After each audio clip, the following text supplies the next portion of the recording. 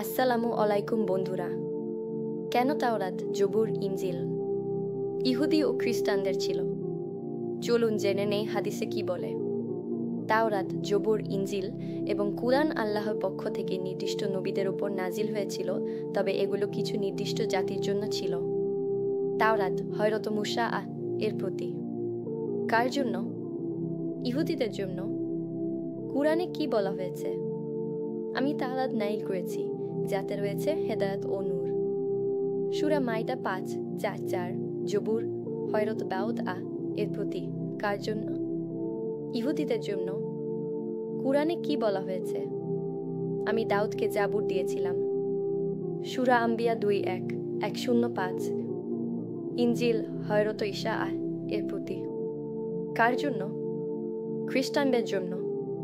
কুরআনে কি বলা হয়েছে? আর আমি তাকে ঈসা ইসরায়েলীদের কাছে রাসূল করে পাঠিয়েছি।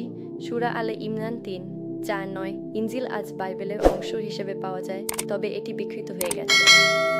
কুরআন হযরত মুহাম্মদ